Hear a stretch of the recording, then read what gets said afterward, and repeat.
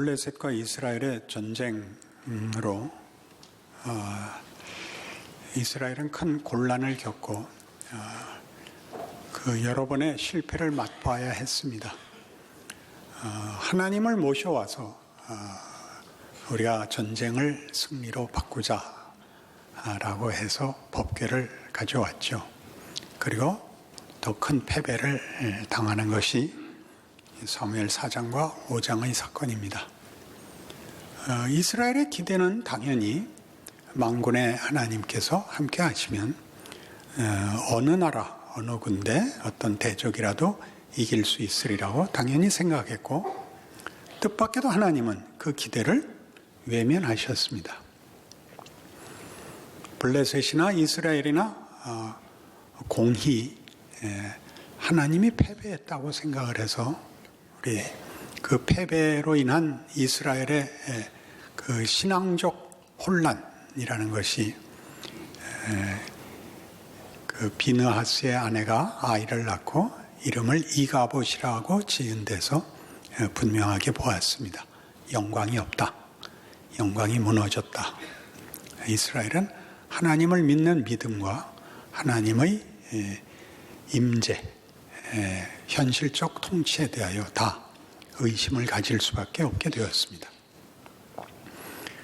그러나 뜻밖에도 오늘 5장에서 보는 바와 같이 하나님은 잡혀간 그 법궤를 빼앗아간 블레셋의 중심부, 그들의 신앙의 자리, 다곤 신당에서 일하십니다.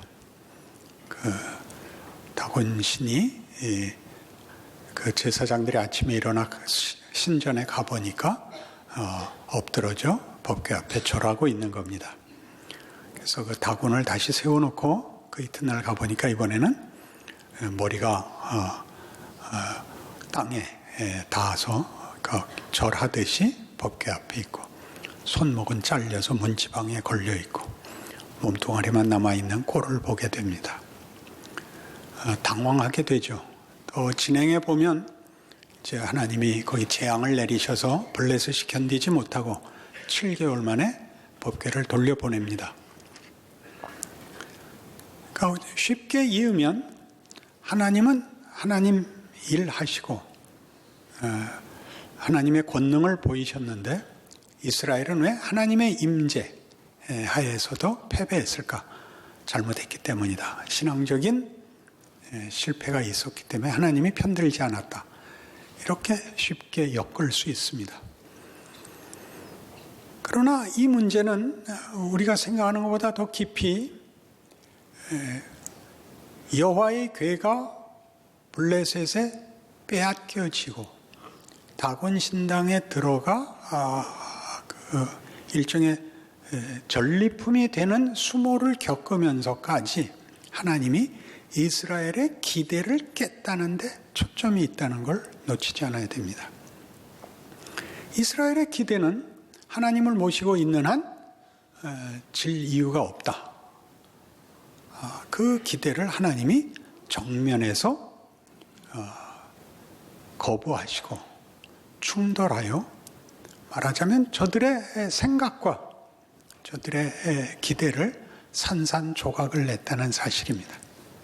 그게 왜 이렇게 중요한 문제인가 하는 것이 핵심입니다.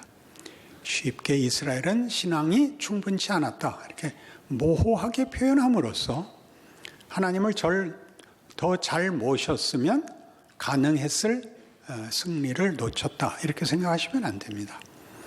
하나님은 왜 그 시간에 잡혀가셔서 적진의 한복판에서 그들이 믿는 우상을 깨뜨리는 것으로 이스라엘의 기대와 다른 식의 자신의 증명을 했을까요? 이렇게 물어야 됩니다. 우리가 영광된 존재입니다. 하나님의 영광으로 우리를 지었습니다. 우리의 영광은 우리의 소원, 우리의 상상의 극점에 있는 것이 아니라 하나님의 의지, 하나님의 뜻, 하나님의 목적에 있습니다. 우상과 하나님의 차이가 뭐죠? 하나님은 생각이 있으신 겁니다. 하나님의 생각, 인간의 생각을 상회하는 하나님의 생각과 뜻이 있고, 우상은 우리의 생각을 이루어주는 존재입니다. 수단이죠. 하나님은 수단으로 만족하지 않으실 것입니다. 그러니 하나님의 뜻을 아는 것, 하나님이 목적하시는 것을 채우는 것이 우리의 인생이고 인류 역사입니다. 영화 제목은 기억이 안 나고 유명한 백윤식 씨가 나온 무슨 싸우는 영화였는데, 깡패들 영화였는데, 이제 이렇게 일을 정리하겠다 그러자 함께 참여한 그 후배가 제 생각은 이러는 편이 더 좋을 것 같습니다 라고 이의를 제기하자 백윤식 씨가 이렇게 가장 기독교적인 답을 합니다. 생각은 내가 하는 거야. 여기를 틀리는 겁니다. 여러분이 생각하는 거 아닙니다. 여기서 말하는 생각은 뇌 활동을 중지하라는 게 아니라 목적지와 차원과 내용이 하나님이 정하시는 것입니다. 그건 너무 커서 에베소서 1장식으로 얘기하면 우리를 부르신 하나님이 하나님의 영광을 우리로 찬송하게 하시며 우리가 그의 영광에 찬송이 되게 하실 존재입니다. 우리라는 정체성은 하나님이 누구시냐와 긴밀하게 연결되어 있습니다. 그러니 이스라엘이 하나님을 다만 수단으로 써서 자기네들의 안전과 자신들의 필요를 채우는 것에 급급한 이 시점에서 하나님이 저들의 요구와 기대를 충돌하시는 것은 너무나 큰 은혜인 것입니다. 나를 아버지라고 부른다는 건 그런 뜻이 아니다. 나를 하나님이라고 찾는 것은 이런 것을 목적하고 있지 않다. 이것보다 크다. 이렇게 얘기하죠. 그러나 이 문제는 우리에게 언제나 시험거리라서 우리는 오늘날 신약시대의 표현으로 예수를 믿는다는 이 고백이 우리에게 안심을, 형통을 주리라고 기대하는 것입니다. 그것을 성경은 우상이라고 얘기합니다. 그럼 고단한 게 복인가?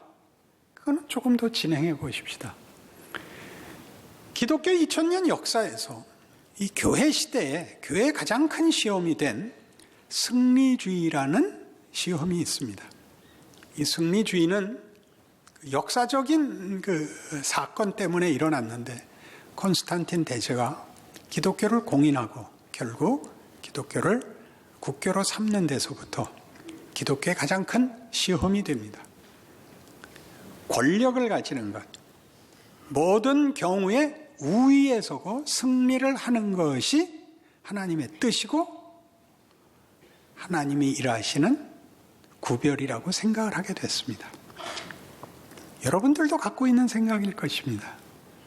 예수를 믿으면 모든 일에 우위에 서야 되고 모든 문제를 해결해야 되고 그리하여 하나님의 초월적 권능과 높으심이 드러나야 되고 그 높으심을 증거해야 되고 보상으로 가져야 되는 것.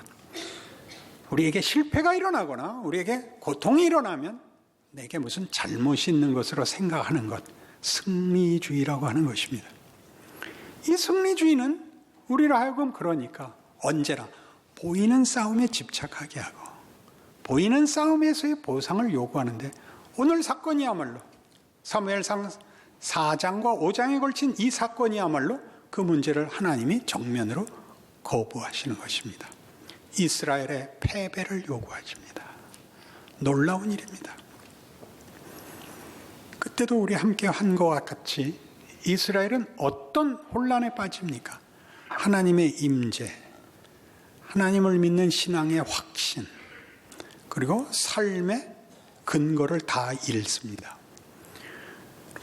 너무나 재미있게도 교회 시대 내내 기독교 신자들이 겪는 혼란이 무엇이냐면 이 승리주의로 답이 되지 않는 신앙 현실에 대한 혼란입니다.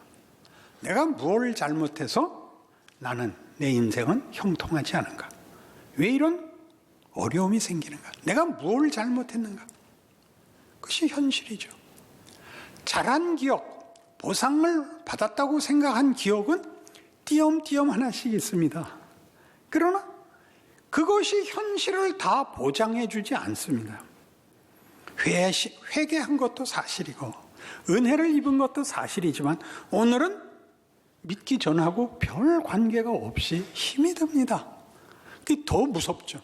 그때는 예수를 몰라서 어려웠었다고 얘기를 할 수 있는데 지금은 열심히 믿고 노력하는데도 왜 형통하지 않은가? 우리로서는 정말 멘붕이 일어날 일입니다. 생명체, 피조물, 명예와 위대함과 진리와 생명의 정체성입니다.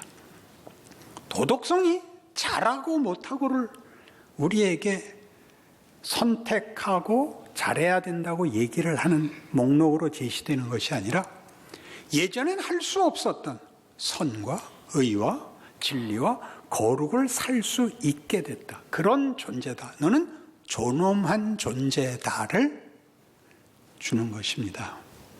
여러분이 죄를 짓지 않고 의를 행하고 믿음을 지켜야 되는 것은 선택의 문제가 아니라 우리에게는 당연한 우리의 신분, 우리만이 할 수 있는 복인 것입니다. 그걸 못한 게 손해이지 잘못했어 잘했어로 둘이 대등하게 나뉘는 선택 사이에 서 있지를 않습니다. 못하면 못난 짓을 한 겁니다. 해야 되는 걸 안 한 겁니다. 우리만이 할 수 있는 것, 의와 진리와 생명입니다. 이거 안 하고 거짓말하고 못나게 굴지 마라가 아니라 이 둘의 선택 사이에 있는 것이 아니라 존엄하고 위대하고 거룩하고 충만한 삶을 살았다 못 살았다가 있죠. 이 영화를 찍거나 드라마를 찍으면 여러분이 어느 역할을 맡느냐가 가장 중요한 것입니다. 주인공이 악역이냐 선한 역할이냐죠. 주인공은 원래 선한 역할을 맡아야 맞습니다. 그러면 상대역이 있죠. 악한 역. 악한 역이라는 것과 선한 역이라는 것은 같은 사건에 대한 해석이 다른 겁니다. 같은 일에 대한 목적이 다른 겁니다. 거기에 아무런 가치가 없고 거기에서 아무런 의미가 없는 존재들은 화를 내고 더럽게 굴 수밖에 없는 것입니다. 목소리를 높이고 헐뜯고 비난하고 밖에. 왜요? 내용이 없으니까. 그런 내용이 있으면, 내용이라는 것은 일어난 사건이 전부가 아니라 그 사건 속에서도 보여져야 할 우리가 가지고 있는 의와 진리, 생명들입니다. 확연히 배역이 구별되는 것입니다. 상대는 더럽거나 악하거나 밖에 할 게 없고 우리만이 뭘 할 수 있다고요? 친절하게 하며 용서하며 덕을 세우며 우리가 맡은 역할입니다. 우리의 인생에 벌어진 모든 정황에서 이 말을 담아야 됩니다. 여러분이 형통하고 우월하고 잘나야 이 말이 힘을 가지는 것이 아니라 가장 큰 시험 속에서 이 말을 할 수 있어야 됩니다. 가장 큰 시험 속에서. 그러니까 이 일의 중요성을 대부분 오산합니다. 내가 힘을 가지고 있고 승리하고 있어야 이 말이 힘을 가질 거라고 생각하는데 그 반대로 길을 간 이가 예수입니다. 그는 하나님의 아들인데 이 세상에 와서 오해받고 수치당하고 억울한 자리에까지 누명을 쓰고 죽어버립니다. 죽임을 당합니다. 그 모든 경우에 그가 한 반응을 보십시오. 왜 그렇게 하셨죠? 예수께서 그 길을 걸으신 가장 큰 이유가 뭡니까? 왜 예수는 반발하지도 변명하지도 설명하지도 않았을까요? 당신이 해야 할 일이기 때문입니다. 우리와 일을 나눌 수도 없고 우리가 사전에 이해를 해서 안 해도 되는 일이 아니라 예수가 하지 않고는 뒤집을 수 없는 사망을 이기는 싸움이었습니다. 그는 그 모든 걸 감수하죠.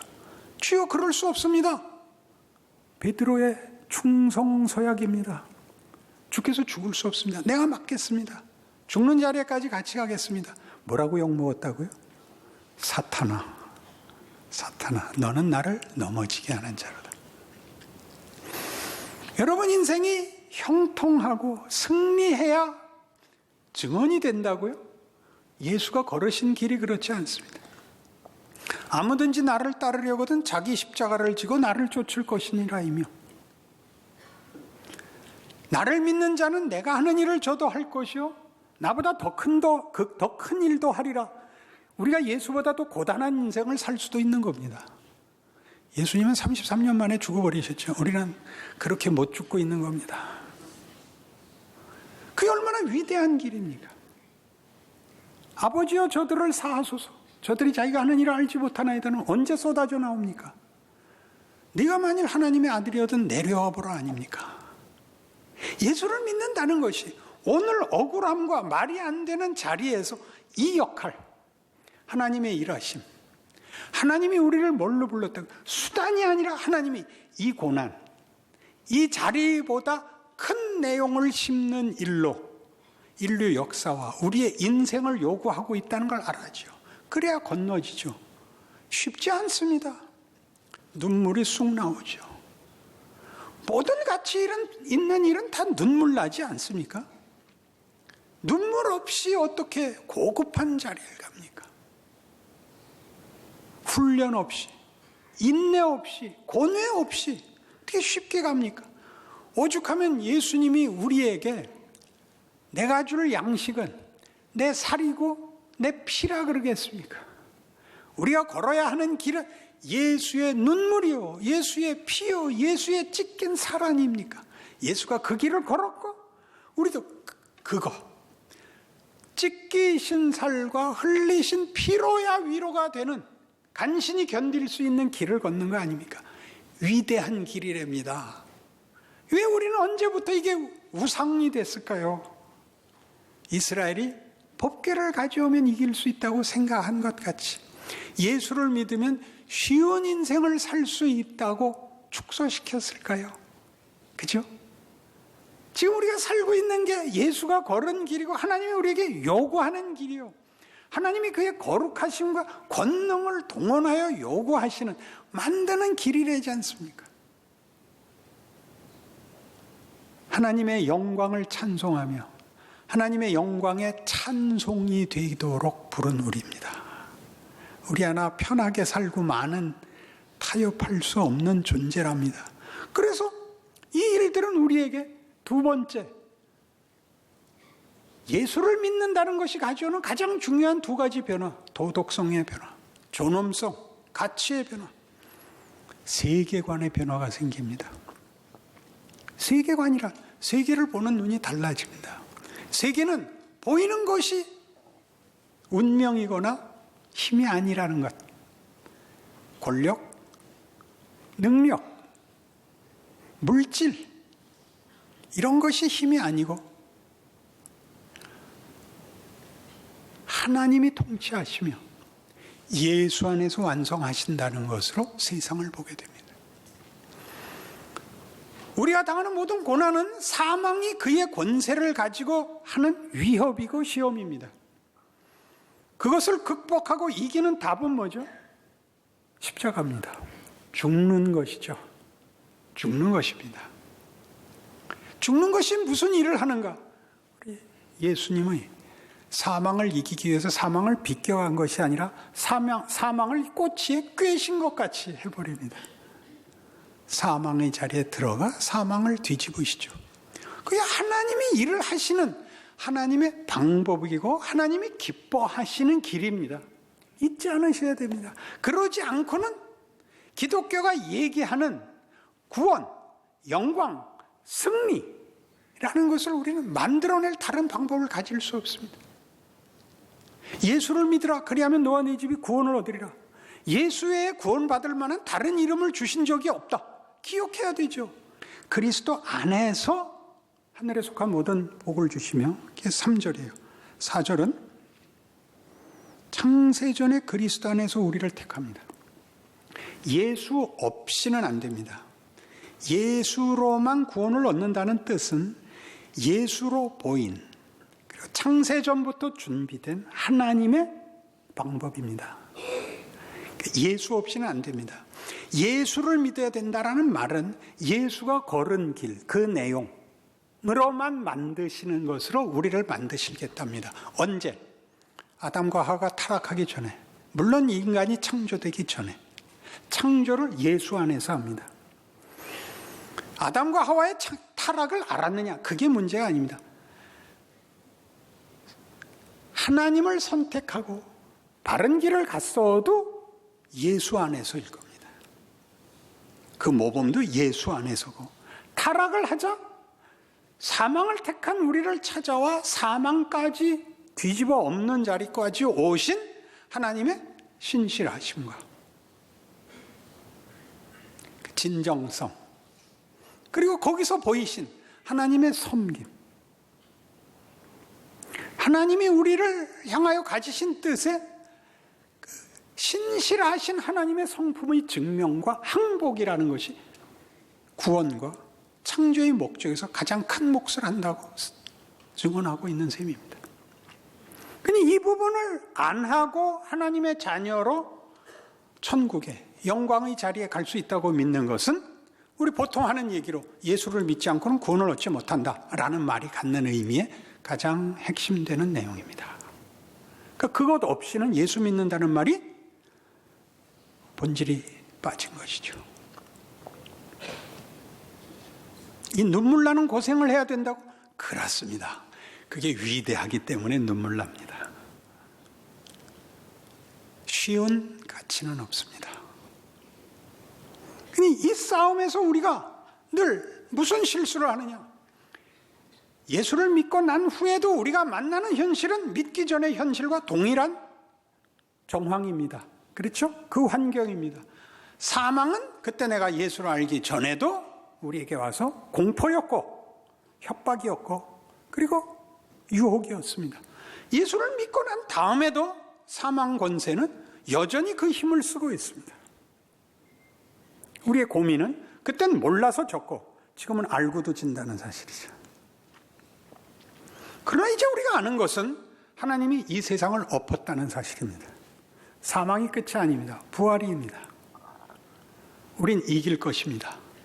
그러나 사망 권세를 지금 꺾지 않으십니다. 주님 오시는 날까지 이 정황이, 이 환경이 계속될 겁니다. 왜 그렇게 하십니까? 여기에 우리 질문이 있는 겁니다. 왜 법궤를 가져왔을 때 이스라엘에게 승리를 주지 않으시고 하나님 이스라엘의 기대를 저버리시고 그들의 이해를 박살을 내시고 하나님 수모를 당하시고 잡혀가셨습니까?